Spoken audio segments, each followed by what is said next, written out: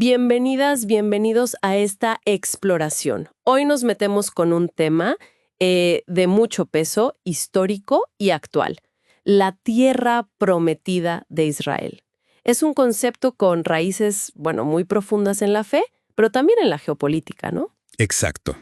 Tenemos fuentes que nos llevan desde los orígenes bíblicos, esos textos fundacionales, hasta la realidad de hoy, que es, bueno, bastante compleja.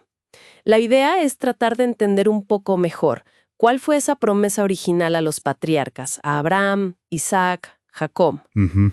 Cómo fue ese viaje histórico, con el exilio incluido. Y sobre todo, cómo resuena hoy. Vamos a ver qué dicen los textos. Precisamente.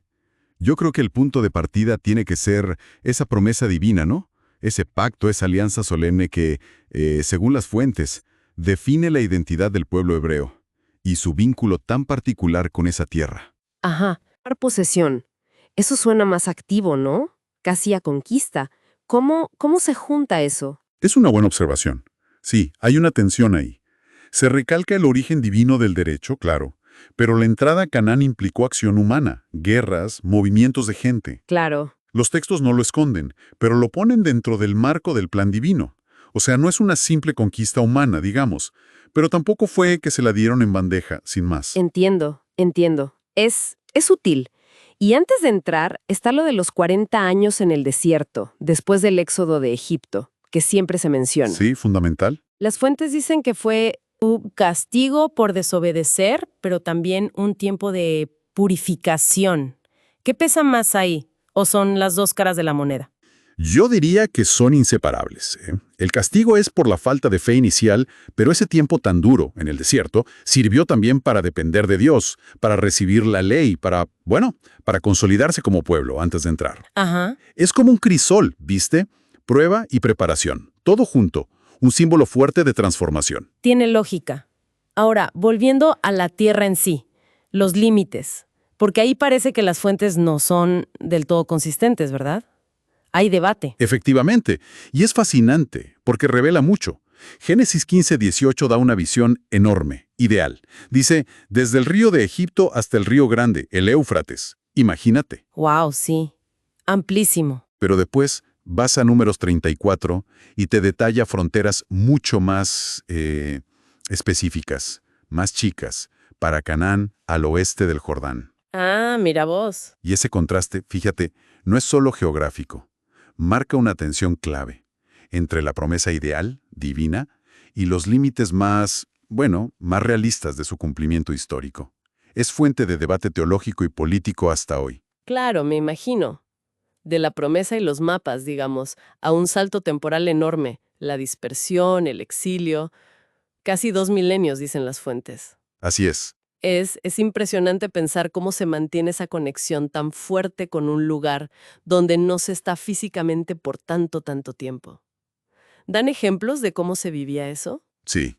Los textos destacan eso. A ver, el pueblo judío se adaptó y muy bien a vivir en otras naciones. Desarrollaron identidades complejas como la judeo-estadounidense que se menciona, Ajá. donde se mezcla la cultura local con la propia, pero la conexión con Sión, con la tierra, se mantuvo viva. ¿Cómo? Bueno, a través de la liturgia, las oraciones diarias, mirando hacia Jerusalén, el estudio de los textos sagrados que la mencionan todo el tiempo, y esa esperanza mesiánica del retorno. Ujú. Hubo persecución, claro, y dificultades, pero también hubo integración pacífica. Pero esa memoria, esa esperanza, siempre estuvo ahí, central. Una resiliencia increíble, sí. Y bueno, esa larguísima diáspora nos trae a la era moderna, al movimiento sionista, al regreso de muchos judíos y a 1948, la creación del Estado de Israel, que para muchos fue el fin de ese exilio. Ujú. Pero acá, claro, las fuentes nos meten de cabeza en el conflicto actual. Inevitablemente. Y es clave lo que marcan. Este conflicto, el israelí-palestino, no empezó en el 48. Tiene más de un siglo. Ah, claro. Tiene raíces en reclamos nacionales que se superponen en el mismo territorio. Y se alimenta de factores religiosos, históricos, geopolíticos. La caída del Imperio Otomano, el mandato británico. Entiendo. 1948 fue un punto de quiebre tremendo, dramático, sí. Pero la disputa ya venía de antes. Es una situación muy compleja, con narrativas enfrentadas con mucho dolor en ambos lados. Una complejidad que a veces se pierde de vista, ¿no? Y dentro de todo esto, las fuentes también tocan cómo se ve desde una perspectiva cristiana hoy en día. ¿Qué sugieren ahí? Es delicado. Muy delicado. El desafío principal que plantean es cómo equilibrar dos cosas. Por un lado, la fidelidad a la interpretación bíblica, que ve las promesas a Israel como, vigentes, irrevocables. A menudo citan Romanos 11, ¿viste? Que dice que los dones y el llamamiento de Dios son irrevocables. Sí. Pero, por otro lado, están los principios cristianos básicos. Amor al prójimo, justicia, compasión para todos los que sufren en la región, sean israelíes, sean palestinos. Claro. Entonces, la sugerencia es buscar una postura que afirme la dignidad, los derechos, la seguridad de ambos pueblos, evitar tomar partido de forma que se deshumanice o se ignore el sufrimiento del otro lado. Es un llamado a la empatía, a buscar la paz, reconociendo lo complejo que es todo, teológica y humanamente. Hemos recorrido bastante, ¿eh? Bastante camino. La promesa inicial, el desierto, esas fronteras que bailan, el exilio larguísimo y la conexión mantenida, el regreso moderno, el conflicto tan doloroso, hasta las miradas de fe actuales. Un viaje entre lo divino y lo humano, lo antiguo y lo urgente. Exactamente. Lo que nos muestran estas fuentes es esa interacción constante, y a menudo tensa, ¿no?, entre una promesa divina muy específica y las realidades geopolíticas que cambian, entre una identidad atada a una tierra ancestral y la adaptación cultural que se da en la diáspora, entre textos sagrados y acciones humanas muy concretas. Y nos deja quizás con una pregunta fuerte para seguir pensando, ¿no? ¿Qué surge de todo esto?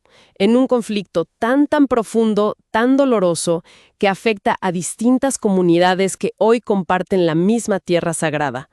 ¿Cómo pueden esas narrativas de fe, esas promesas territoriales del pasado, inspirar hoy respuestas que busquen la ética, la compasión y una paz justa para todos?